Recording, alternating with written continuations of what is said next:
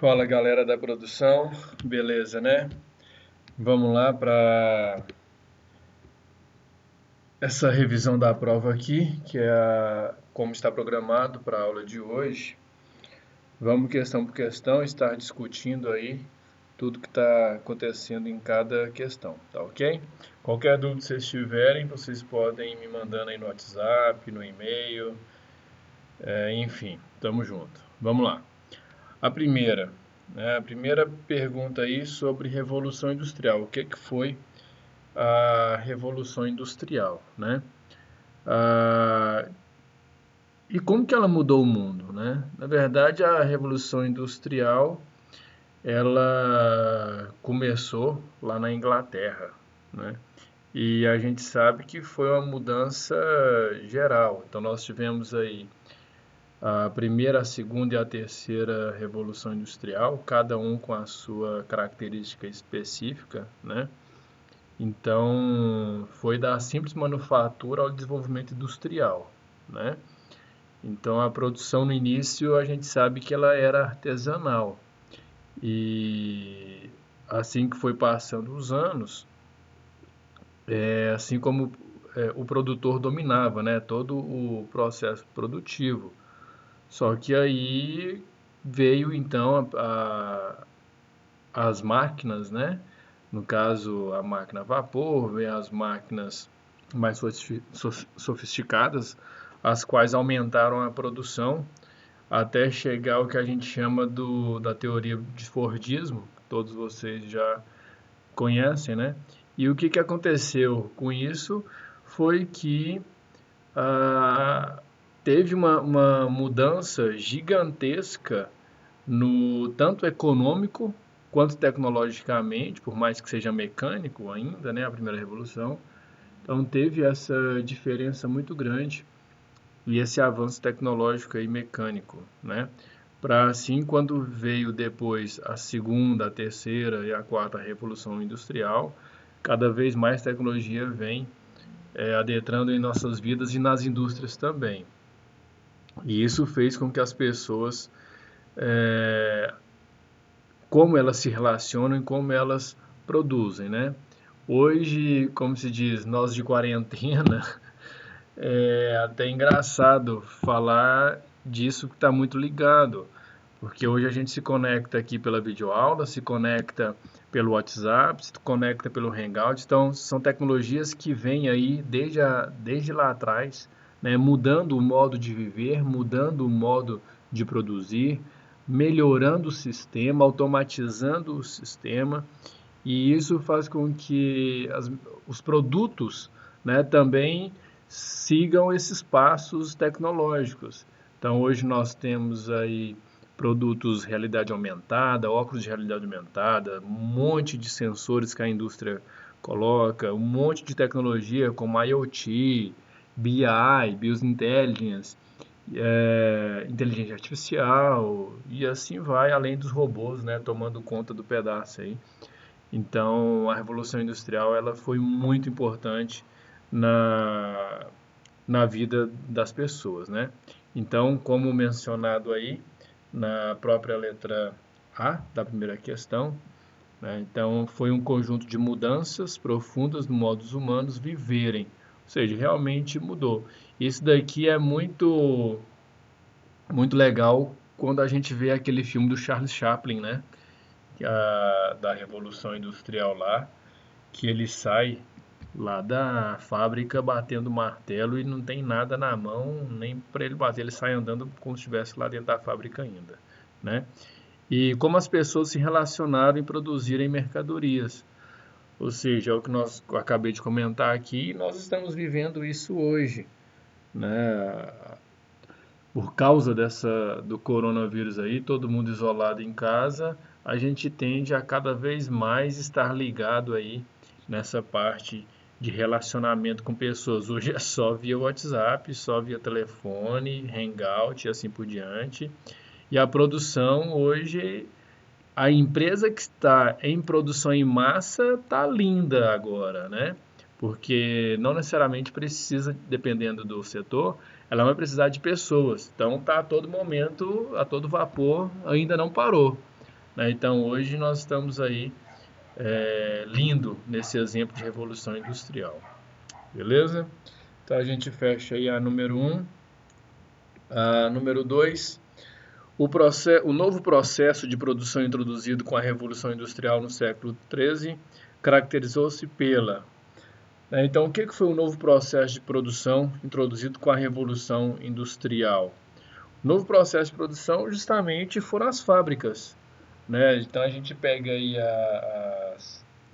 os setores fabris, a Ford, um exemplo nítido hoje, claro, para todo mundo, é o Fordismo. Antes fabricava um carro, né?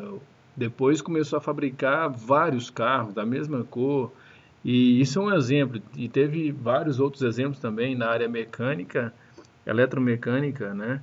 Que o setor fabril começou a vingar demais porque começou a fazer em massa, né? E além disso, teve uma divisão do trabalho gigantesca, uma vez que as pessoas tiveram agora que, depois da Revolução Industrial,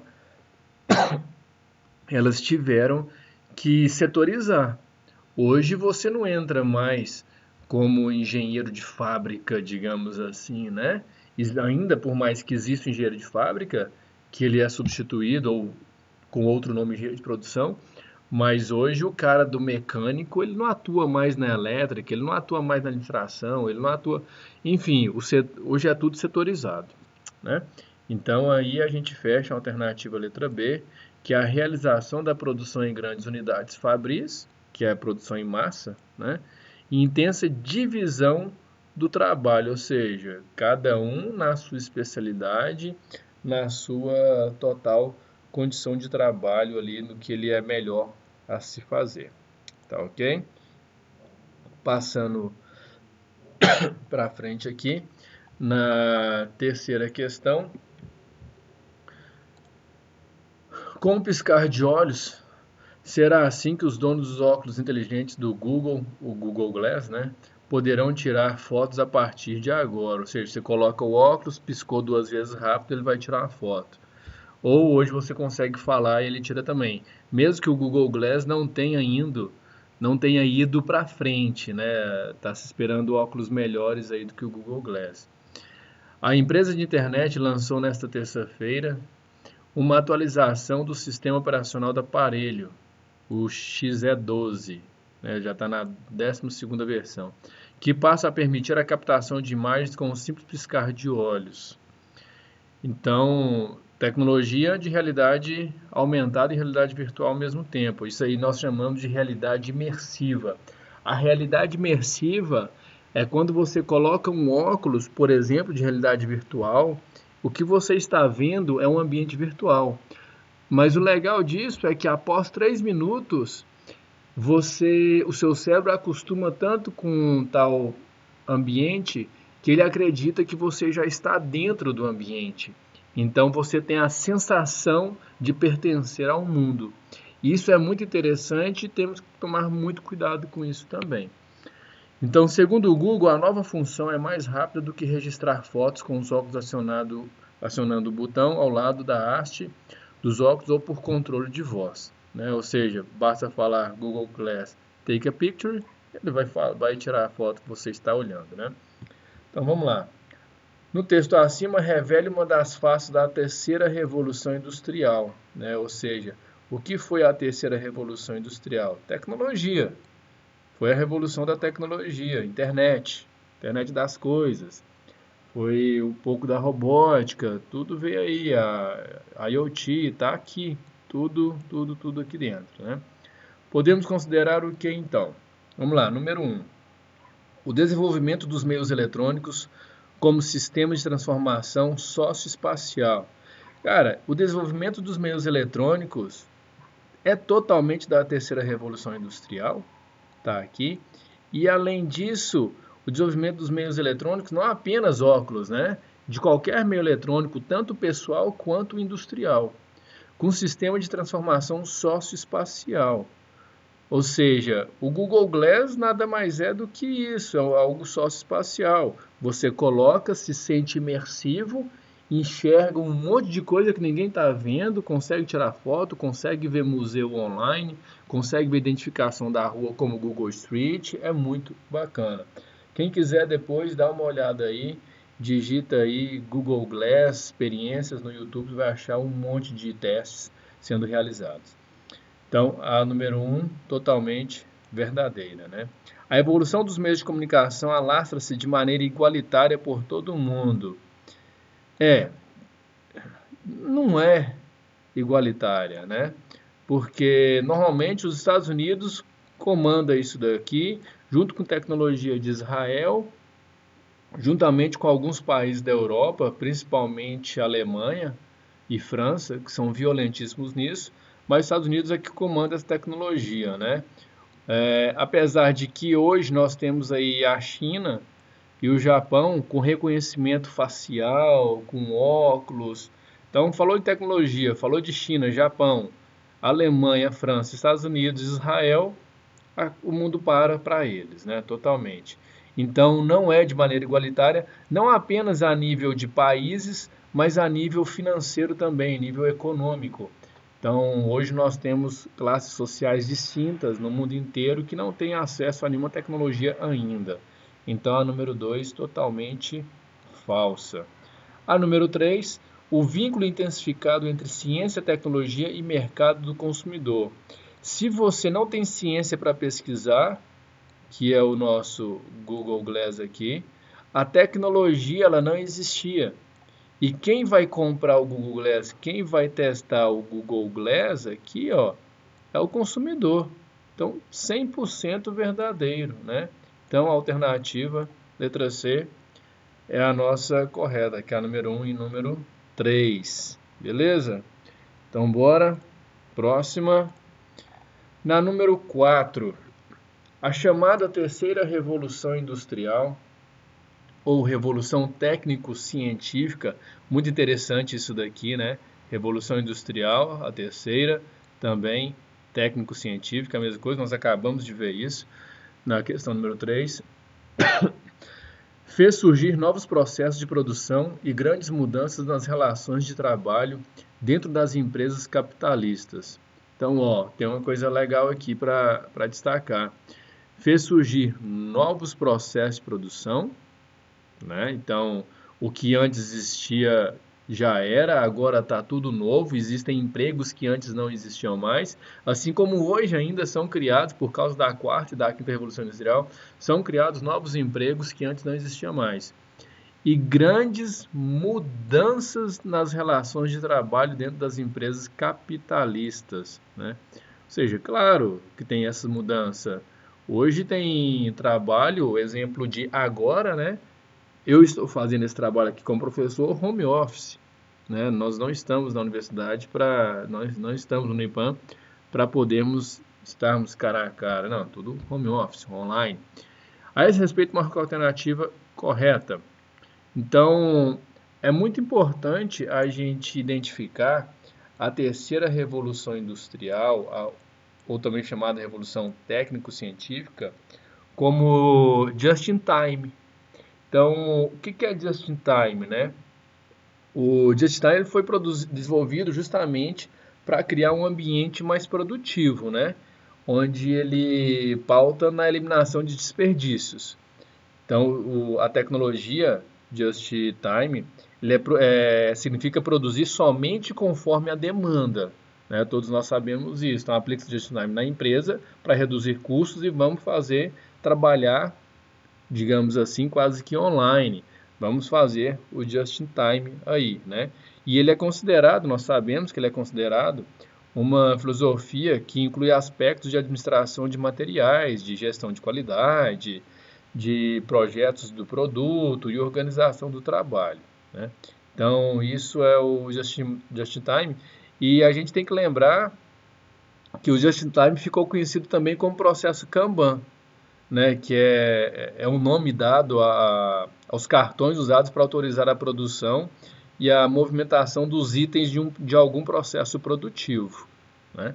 Então, isso é o just in time na terceira revolução ou revolução técnico-científica, né? Então, a alternativa aqui é a letra D, onde a gente tem um método mais ágil e flexível, foi desenvolvido e adaptado ao mercado que prioriza o controle da qualidade, conhecido por Just Time. Se nós analisarmos outras alternativas aqui, né, na letra A, as novas tecnologias favorecem a informatização do processo produtivo e a ampliação de emprego de modo geral, não obrigatoriamente. Ele pode reduzir, né? Nós sabemos muito bem disso, a automação é um exemplo disso. Surgiu o Fordismo, não, o Fordismo foi criado na primeira, não na terceira, né? Primeira revolução. O sistema de trabalho repetitivo foi ampliado e a especialização do operário torna-se fundamental. Sim, a especialização torna-se fundamental, mas o sistema do trabalho repetitivo não foi ampliado, ele foi reduzido, é o contrário, né? E a habilidade do trabalhador está restrita a uma única tarefa, favorecendo o aumento da produtividade, método conhecido como Taylorismo ou teoria de Taylor, né? Então, a habilidade do trabalhador está restrita a uma única tarefa, nem sempre, nem sempre. Lembrando que isso daqui, gente, nós estamos tratando na terceira revolução industrial, não estamos na quarta ainda, tá ok? Então, alternativa letra B, que é onde prevalece tudo isso no just in time. Vamos lá para a quinta questão. Segundo Groover, 2012, a automação pode ser definida como uma tecnologia relacionada com a aplicação de sistemas mecânicos, ok? Eletrônicos e informáticos, com enfoque na operação e no controle da produção. Ou seja, estamos falando isso daqui totalmente da quarta revolução industrial, né? Gente, vocês estão... Por favor, a minha letra aqui ela tá linda, né? Porque eu tô com o mouse, então dá um crédito aí pra mim, por favor. Então agora mesmo eu vou mandar isso daqui lá para o Museu de Arte de São Paulo e eles vão confundir com os retratos de Van Gogh. Mas vamos lá. Em relação à definição de automação e pirâmide da automação, a alternativa é correta. Vamos lá, letra B. O quarto nível destina-se à supervisão dos processos. Não, supervisão dos processos é, como eu coloquei aqui como observação, o terceiro nível. A automação se limita ao emprego de máquinas para executar alguma tarefa, substituindo o esforço físico. Não é necessariamente substituir esforço físico, não. Essa não é uma obrigatoriedade da automação. A automação é deixar o sistema sistematizado, robótico. O nível de supervisão compreende os sistemas supervisórios, HIMs, caracterizando-se por ser gerencial. Não, ela não é gerencial, né? Ela é supervisão. Tá? Aqui mesmo já fala. Então, alternativa aqui, letra A, vamos olhar. O primeiro nível da pirâmide de automação é majoritariamente composto por dispositivos de controle. Sim, é onde a gente tem que controlar todo um sistema que for realizado. Então, a alternativa, letra A. Ok? Bora limpar aqui, passar para a próxima. Número 6. Leia o texto abaixo e aponte a alternativa que se adeque à sua interpretação. Então, vamos lá. A máquina a vapor, tornando possível o uso da energia em todos os artifícios mecânicos, em quantidades maiores do que qualquer outra coisa, conseguiria realizar no passado, foi a chave para tudo que ocorreu em seguida, sob o nome de Revolução Industrial. Então ele está falando da máquina a vapor, aqui, que teve uma revolução, né, e que antes conseguia fazer, foi a chave para tudo o que veio depois. A face do mundo mudou mais drasticamente e rapidamente, né, do que em qualquer outra época desde a invenção da agricultura. Ou seja, por causa disso daqui, ó, é que tudo mudou, desde a agricultura, há 10 mil anos antes. Então, vamos lá. Então, qual que é a alternativa que se adequa à interpretação? Então, vamos lá, letra A. O autor acentua o caráter prejudicial da máquina a vapor para a agricultura. Não, ele está falando para nós que foi melhor, foi a chave para tudo que ocorreu em seguida aqui, né? que já mata essa daqui. Vamos para a letra C. O autor aponta o caráter negativo da mudança drástica e rápida que a evolução industrial provocou no mundo. Não, ele não fala nada de ruim nem de bom, ele só fala que teve avanços, né? Então, consequentemente, quando se fala em avanços, normalmente quer dizer algo bom, mas enfim. Mas ele fala que foi uma época, desde a invenção da agricultura, né, que teve essa mudança drasticamente. Então, letra C está fora. Letra D. Segundo o texto, a máquina a vapor era eficiente porque funcionava à base de eletricidade. Cara, não. Ele não falou nada disso. Ele falou se a máquina a vapor torna possível o uso da energia em todos os artifícios mecânicos. E não a máquina a vapor era eficiente. Ele não falou em hora nenhuma, né, de eficiência aqui para nós. O texto indica que a agricultura durante 10 mil anos impediu que a indústria se desenvolvesse. Não, surgiu a máquina, surgiu a eletricidade, só que isso aconteceu 10 mil anos depois da invenção da agricultura. Então a agricultura foi bom, ainda é bom, mas a agricultura não impediu nada, foi um momento da agricultura, né? Vamos lá, letra B. Segundo o texto, a máquina a vapor foi decisiva para o advento da Revolução Industrial. É o que ele está falando até agora aqui, né? Bem aqui, ó. Já que este foi o primeiro dispositivo tecnológico que realizou uma transformação profunda no âmbito da produção. Então ele coloca aqui que foi a chave para que tudo ocorreu em seguida, referente à máquina a vapor. Tá aqui. Então, alternativa, letra B, é a alternativa correta. Fechou? Simbora para a próxima. Número 7. Sobre a inovação tecnológica no sistema fabril na Inglaterra do século XVIII, é correto afirmar que ela... Bom, antes da gente ler e olhar a alternativa correta aí, né, é muito importante a gente entender o sistema fabril. Né? O sistema fabril, ele acontece justamente porque a mecanização com a eletricidade tornou-se os sistemas maiores, produção maior, eficiência no projeto, enfim.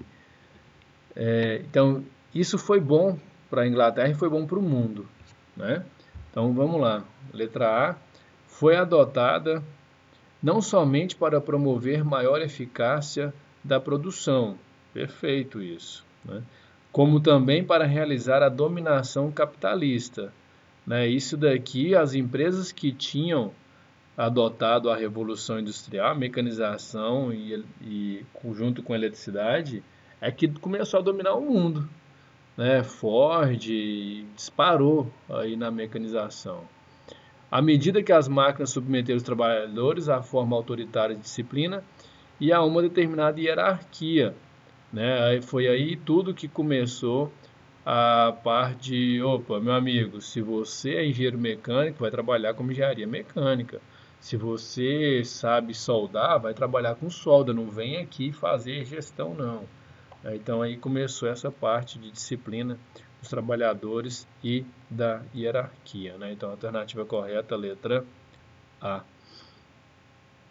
Aqui na 8, deixa eu limpar aqui, aí, vamos lá. Então na 8, a respeito dos sensores, marca a alternativa e completa corretamente a sentença, né? Então a gente tem as opções aí. Então, sensores podem assumir qualquer valor no seu sinal de saída ao longo do tempo, desde que esteja dentro de sua faixa de operação. Então, a gente tem a opção de analógico e digitais, né? Então, quando a gente pode assumir qualquer valor, nós estamos aí nos números reais. Pode ser 1, pode ser 2, pode ser 3, pode ser 4, pode ser 5 e assim por diante. Entretanto, ele não fala se tem que ser dois valores específicos, como, por exemplo, o valor 0 e o valor 1, né? Esses dois aí, o valor 0 e o valor 1, são valores digitais, são sensores digitais. É o que a gente chama de codificado. Então, quando é 0 e 1, ele é digital. Quando é qualquer valor, é analógico.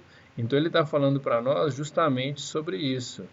Ele fala aqui que pode assumir qualquer valor. Se pode assumir qualquer valor, então ele é analógico. Já os sensores podem assumir apenas dois valores. Ou seja, quando se assume 0 e 1, ele tem que assumir digital. Então, digitais. Então, os sensores digitais podem assumir apenas dois valores no seu sinal de saída ao longo do tempo. Não existem, naturalmente, grandezas físicas que assumam esses valores, mas eles são, assim, mostrados ao sistema de controle após serem convertidos pelo circuito eletrônico do... Olha, se são convertidos, então tem que ter um conversor, né? O filtro vai eliminar problemas, vai eliminar ruído, né? Muito menos um transdutor.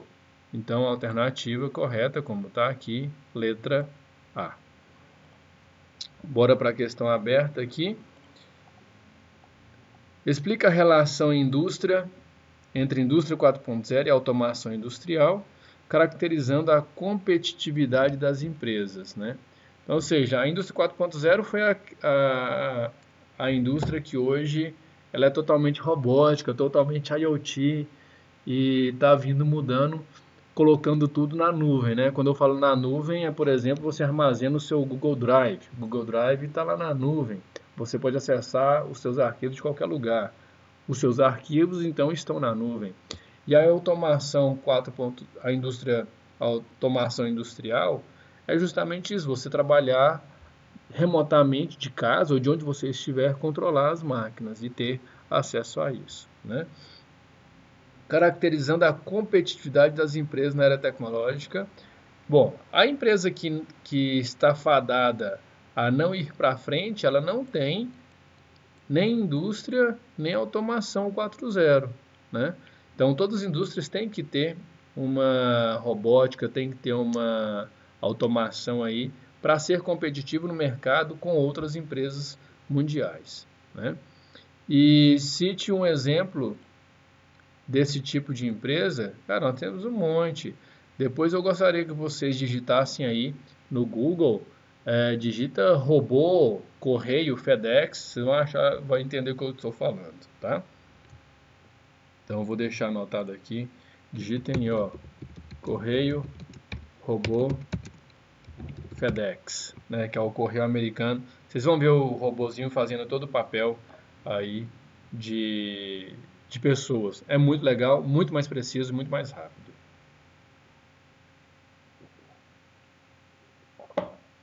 Bom, letra B. Uma vez mapeada a empresa, descreva como prepará-la quanto ao mapeamento de plantas e processos, identificando gaps tecnológicos através da implementação tecnológica, conectando equipamentos aos sistemas. Bom, uma coisa de cada vez. Mapear a empresa, FedEx, por exemplo, né?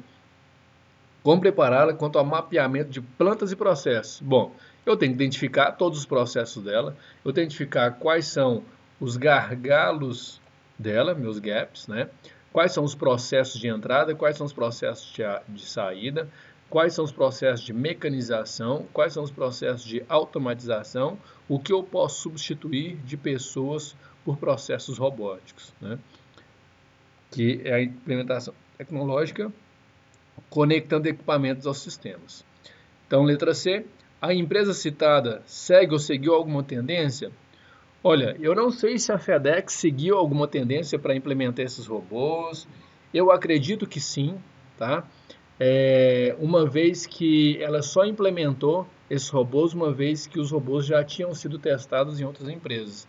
Então, acredito sim que ela tenha sido influenciada, mas ela evoluiu nessa influência aí, adotando o sistema que mais ninguém faz no mundo.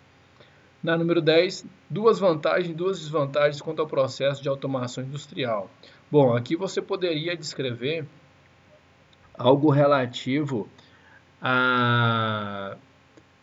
quanto a vantagens, os processos de automação, os processos de robótica, tratamento de dados via rede neural, inteligência artificial. E como desvantagens, por exemplo, você poderia estar falando também a respeito de manutenção, custo fixo, implementação, é muito difícil implementar isso, né? Em relação às vantagens citadas, como essas podem se tornar um problema para a influência? Quando eu falo isso, as vantagens citadas sendo problema, eu estou falando nada mais, nada menos do que um processo de validação do processo do ponto negativo, né? Então, assim, todo processo positivo existe fatores negativos. Então, aqui você deveria pegar os seus processos, as suas vantagens e ver com outros modos. Então, vou dar um exemplo da FedEx aqui. FedEx fez automação. Nessa automação, se você fez a robótica com os correios e etc. ali, então isso quer dizer que o que tem de ruim nisso? Bom, tem de ruim é a manutenção, pode tornar um problema, que tem um monte de robozinho lá. A parte de novos processos pode ser um outro problema também, porque à medida que você adiciona um robô, você está criando novos vetores. Então, para criar esse vetor, você tem que controlar todos os outros robôs. Qual que é o processo de validação? A partir do momento que chegam novos pacotes, qual pacote tem preferência? Qual vai primeiro? Qual vai segundo?